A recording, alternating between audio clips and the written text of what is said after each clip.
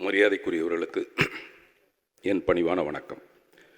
இந்த தென்னிந்திய நடிகர் சங்கத்தை புதிய பொலிவோடு புதிய கட்டடத்தில் பார்க்கணுன்னு கடுமையாக உழைத்தவர் திரு விஜயகாந்த் அவர்கள். எனவே இந்த தென்னிந்திய நடிகர் சங்கத்தில் ஏதாவது ஒரு வளாகத்திற்கு திரு விஜயகாந்த் அவர்களின் பெயரை வைக்கப் போவதற்கு முன் அறிவிப்பாக இந்த அஞ்சலி கூட்டத்தை நடத்தும் நடிகர் சங்கத்துக்கு என்னுடைய நன்றியும் பாராட்டுக்களும். இங்கே பின்னாடி நினைவேந்தல் கூட்டம்னு போட்டிருக்கு. கூட்டம் என்பது கூட்டப்படுவது, காசு கொடுத்தோ பிரியாணி கொடுத்தோ கூட்டப்படுவது. ஆனால் இந்த கூட்டம் அந்த மாதிரி கூடப்பட்ட ஒரு கூட்டம் இல்லை. இந்த கூட்டம் மட்டும் இல்லை, விஜயகாந்த் சாருடைய இறுதி அஞ்சலிக்கு வந்த அவ்வளவு பெரிய கூட்டமும் கூட்டப்பட்டதல்ல. திரு விஜயகாந்த் அவர்களை தங்களின் மனதில் புதைத்து கொண்ட ஒரு மாபெரும் சபை. அதனால தான் மரியாதைக்குரியவர்கள் நான் முதல்ல உங்களை ஆரம்பித்தேன். பிணமானவர்களை மட்டும்தான் நம்ம மண்ணில் புதைப்போம், நல்ல குணவான்களை நம்மளுடைய மனதில் நம்ம புதைத்து கொள்வோம்.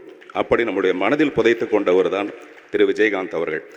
என்னுடைய ஈவன் படத்தில் கொஞ்சம் டெட் பாடிஸ் இருக்கும், பக்கத்தில் நிறைய பேர் உட்காந்து அழுதுட்டு இருப்பாங்க. அப்போ என்னுடைய வசனம் நாளைய பிணங்களோடு இன்றைய பிணங்கள் அப்படின்னு சொல்லுவேன்.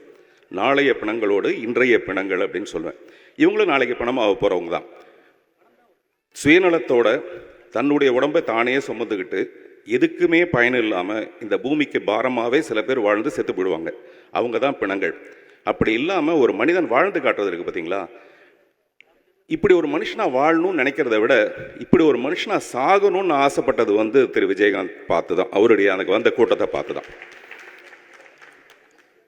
வாழும்போது காரு தேரு நிறைய சந்தோஷமாக வாழ்ந்துருவாங்க, ஆனால் சாகும்போது நாதியே இருக்காது. அப்படி இல்லாமல் இப்படிப்படிய ஒரு கூட்டத்தோட அவருடைய மறைவுன்றது நம்ம மனசுக்குள்ள மனிதாபிமானத்தை வளர்க்கணுன்ற ஒரு பெரிய விருப்பத்தை நமக்கு ஏற்படுத்துச்சு.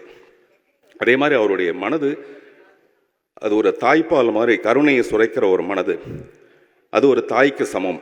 விஜயகாந்த் அவர்கள் ஆண்பாலாக இருந்தாலும் அவர் ஒரு தாய்.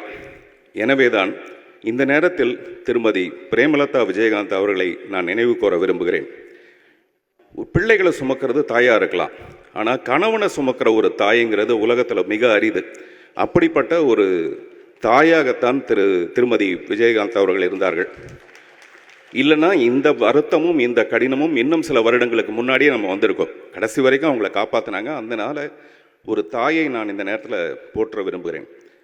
நடிகர் சங்கத்துக்கு ஒரு குழப்பம் இருக்குது. இந்த நடிகர் சங்கத்துக்கு பின்னாடி நிறைய பெரிய மனிதர்கள் இருக்காங்க.